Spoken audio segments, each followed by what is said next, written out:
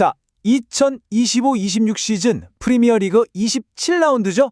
에버튼과 맨체스터 유나이티드의 맞대결, 지금부터 정밀하게 파헤쳐 보겠습니다.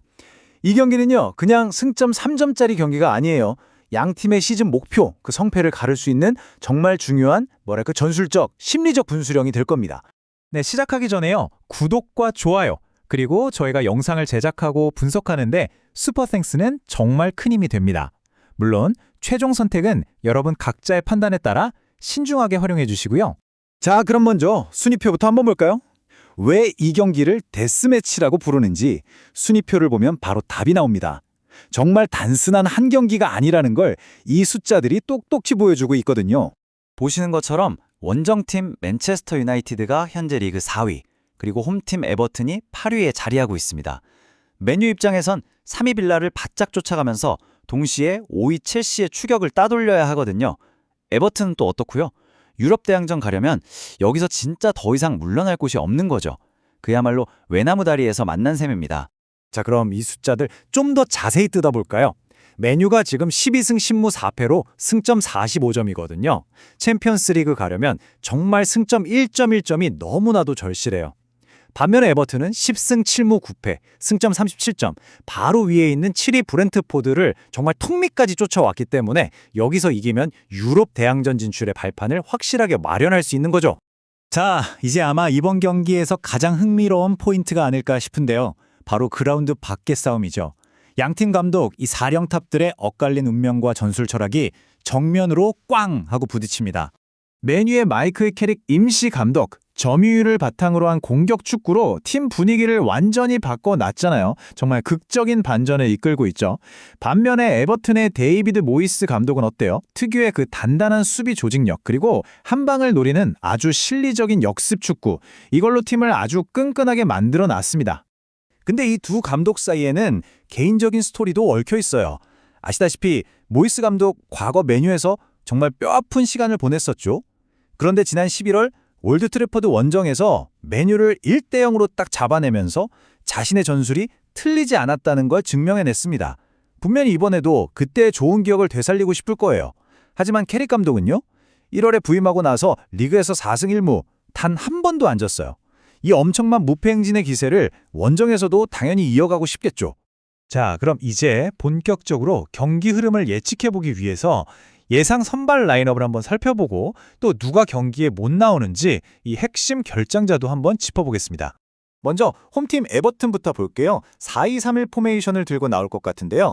골문은 1번 픽포드 선수가 지킬 거고요. 수비 라인은 오른쪽부터 2번 패터슨, 6번 타코우스키, 32번 브랜스웨이트, 그리고 16번 미콜렌코입니다.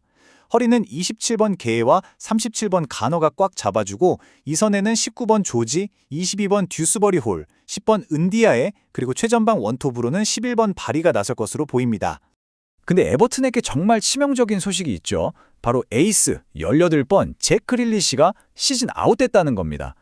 이 선수가 없으면 공격을 풀어갈 때 특히 지공 상황에서 득점력이 확 떨어질 수밖에 없어요.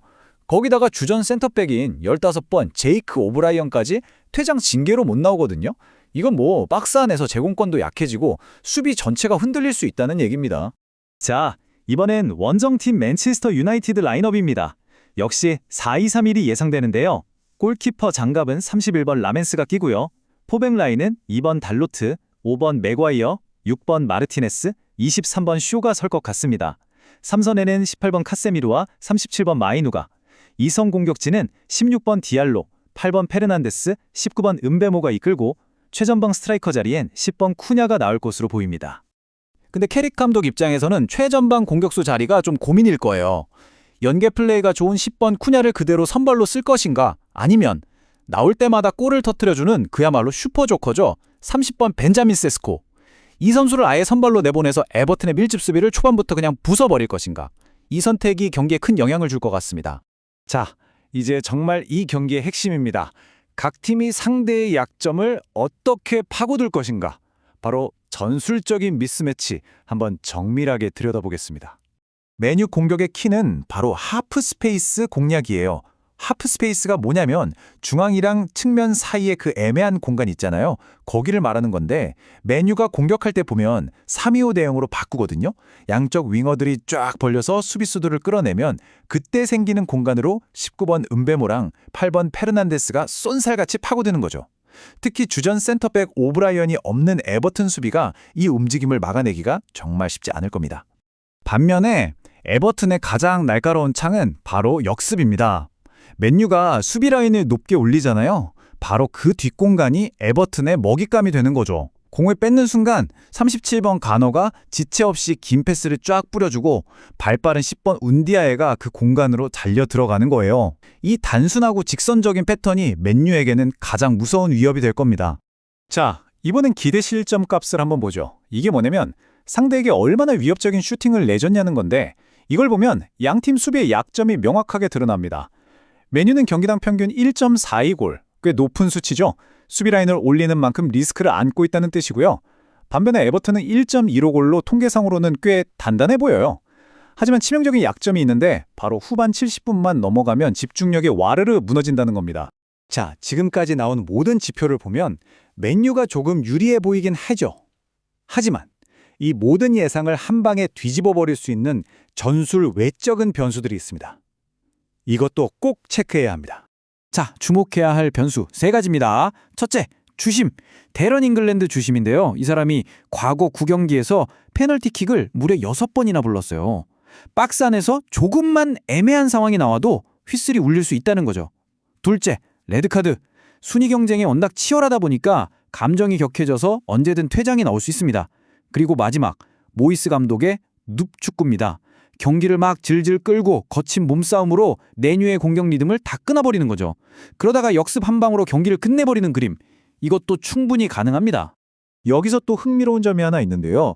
두 팀 모두 똑같이 13일이라는 아주 충분한 휴식을 취했다는 거예요. 그래서 체력적인 변수는 없다고 봐도 무방합니다. 그런데 에버튼에게는 홈구장 징크스라는 게 있어요. 새로 지은 홈구장에서 아직 리그 승리가 없거든요.